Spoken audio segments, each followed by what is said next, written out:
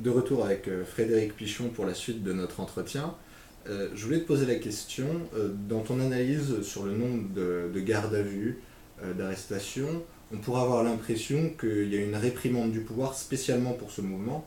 Or, je pense que tu voudrais l'étendre à toute une globalité de problèmes juridiques et de Oui, tout à judiciarisation. fait. On n'est pas passé des ténèbres à la lumière en mai 2012 et à une situation de totale liberté, à une situation de répression de manière instantanée. Je suis avocat également en droit de la presse. Les lois liberticides ont commencé bien avant.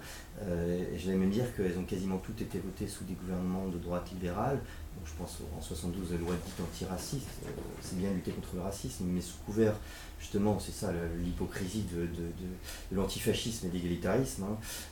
C'est que sous couvert de sentiments généreux, on réprime la liberté d'expression, hein. Il faut savoir que l'antifascisme, ça a été créé par Staline. Il disait la chose suivante: traitez votre adversaire de fasciste, il passera les trois quarts du temps à démontrer qu'il ne l'est pas. Donc une fois qu'on a stigmatisé une personne, elle est définitivement réprouvée par l'opinion. Donc sous couvert de lutte contre le racisme ou l'homophobie, on vise à réduire le débat sur la liberté d'expression. La loi sur l'homophobie, elle a été votée en décembre 2004 sous un gouvernement de droite où, je rappelle, il y avait trois quarts des députés qui étaient à l'UMP ou au centre et qui ont voté à 5 exceptions près, donc Christian Vanès, Christine Boutin, Claude Goesgen et puis un ou deux autres dont j'ai oublié le nom. Et nous avions déjà perçu en tant que juristes, et de nombreux juristes et également des journalistes avaient perçu le caractère liberticide de cette loi, où on ne pouvait plus critiquer, finalement s'opposer même à certains types de comportements sous couvert de lutte contre l'homophobie. Donc ce sont plus simplement des attaques contre les personnes qui sont réprimées, mais véritablement l'impossibilité de faire des critiques de fond, par exemple, contre le comportement homosexuel sous couvert de lutte contre le racisme. Et dans le cadre de ce débat, ce sont ce que j'appelle les ligues de vertu, les associations homophobes, comme SOS Homophobie, qui dictent les limites de la liberté d'expression.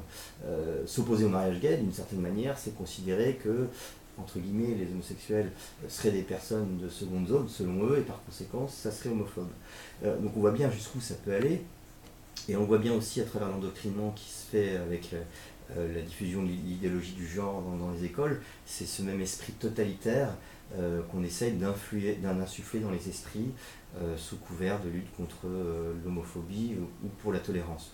Donc ces lois, elles ont commencé bien avant, et il me semble qu'il y a eu, en fait, ça remonte aux années 70, où il y a eu un égalta entre la droite et la gauche. La droite a abandonné à la gauche les valeurs, donc à la suite du mai 68, pour se concentrer aux affaires, ce qui fait qu'on a eu une droite affairiste qui a abandonné totalement le terrain des valeurs, et la gauche a pris le pouvoir sur le plan intellectuel, culturel et philosophique, et la droite se contentant finalement de mener un combat d'arrière-garde. D'ailleurs, quand on voit des personnes comme NKM, philosophiquement, il ne faut pas ce qui la différencie d'une Najat Vallaud-Belkacem. On est dans les mêmes écoles, les mêmes formations, Sciences Po, l'ENA, le même moule idéologique, et on ne remet absolument pas en cause, j'allais dire, les fondamentaux idéologiques de la gauche bien pensante. Mais on fait juste un travail de retardement. Alors, pour contrer cette vision de travail de retardement, tu penses que cette jeunesse, ou disons plutôt ce mouvement, doit s'agripper à quelle thématique fondamentale, à quel point essentiel? Est-ce qu'elle doit tout simplement investir tous les champs, le domaine politique, culturel, ou vraiment se défendre précisément certaines valeurs et ne rien lâcher jusqu'au bout et dessus? Non, je pense qu'il faut élargir le champ, même si le point de départ c'est le terrain des valeurs et que c'est l'élément anthropologique et l'élément de base, mais je pense qu'il faut investir tous les champs. Après, à chacun selon son charisme. Il y a des personnes qui ont une vocation à avoir des engagements dans le parti politique, et c'est tant mieux, d'autres dans des engagements associatifs, mais ce mouvement de contestation, j'aime pas le mot mai 68 à l'envers, mais qui est quand même un phénomène, c'est Gérard Leclerc à l'université d'été qui évoquait quand même, qui faisait une comparaison, et il y a quelque chose qui ressemble à ça, c'est-à-dire un mouvement sociologique et culturel significatif, et qui va porter des fruits à plus long terme, dont les traductions politiques immédiates ne seront pas forcément visibles, mais je pense que cette génération qui était justement unie dans les gardes à vue et qui était finalement assez œcuménique, on a vu genre de sensibilités diverses au sein de, j'aime pas les mots droite, mais enfin on peut dire, qui sont attachés à certaines valeurs, notamment l'amour de leur pays. et qui ont été unis dans l'action, dans l'engagement, et que cela laissera dans l'avenir des traces, et que cette génération, peut-être d'ici une dizaine d'années, sera amenée à prendre des responsabilités plus importantes.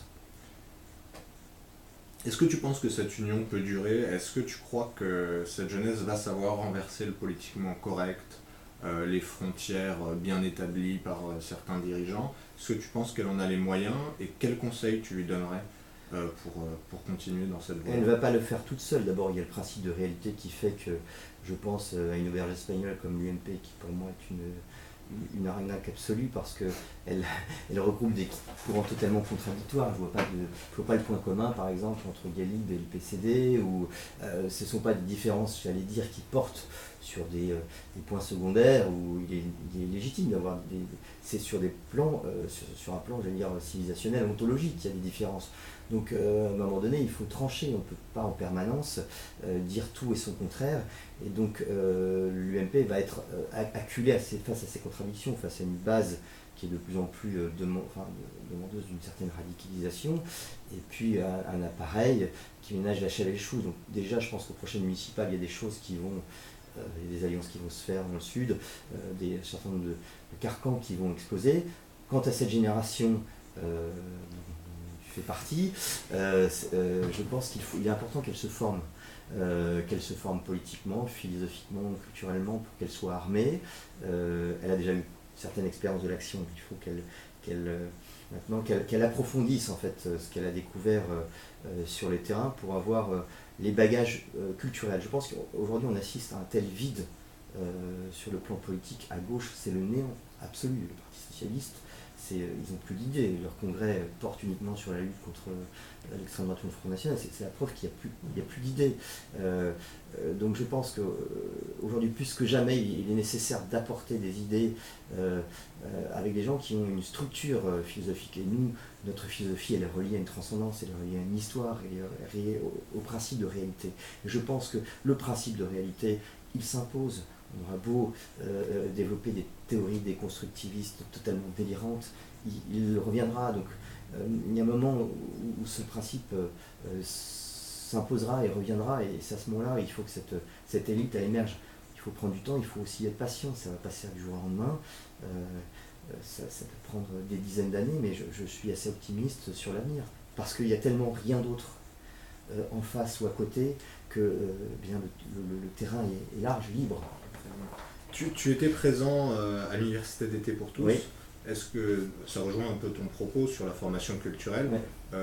Ça t'a apporté des satisfactions? Qu'est-ce que tu pourrais en dire Ce que je peux en dire, c'est qu'il y a une grande qualité des interventions, une grande soif de la part des jeunes d'apprendre et de se former, tout en ayant un côté assez décontracté. C'est important aussi de garder cet aspect un peu impertinent, un peu léger, à l'image du printemps. C'est aussi ça, c'est cette espèce de liberté, cette insouciance.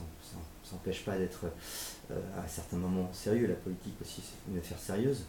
Mais on sent bien cette attente d'autre chose, une contestation plus générale du système, parce qu'on voit bien qu'on a vu le bout. Aujourd'hui, je pense qu'on vit dans le monde moderne dans lequel on vit, il n'y a plus de place pour l'hypocrisie. Je crois que le roi est mort, que le capitalisme financier a montré son cynisme sous le grand jour. Il y a eu un capitalisme national, paternaliste dans les années 70, parce que finalement, et il y a eu aussi un laïcisme républicain qui était, je pense au hussard noir de la République, qui était aussi de bonne volonté. Et je pense que dans le monde moderne, avec la déchristianisation, finalement, ces idéologies modernes, dans la mesure où le sens civique était héritier du christianisme, a totalement largement disparu, montrent leur vrai visage qui est celui du nihilisme. Donc aujourd'hui, on est amené à être des saints et des héros, on n'a pas le choix. On est amené à être authentique dans nos choix politiques. On ne peut plus concilier à la fois une espèce de catholicisme un peu bourgeois, conservateur, bien installé. Ça n'est plus possible dans le monde qui est notre. On ne peut plus se permettre de collusion avec le monde de l'argent, avec la médiocrité et avec un petit confort bourgeois. Sur cet appel à l'authenticité et à l'engagement, je vous invite à revoir peut-être ces vidéos, à relire sans doute la tribune de Frédéric Pichon sur Nouvel Arbitre, et également à continuer à suivre notre site internet. Nous vous remercions pour votre visionnage et à bientôt.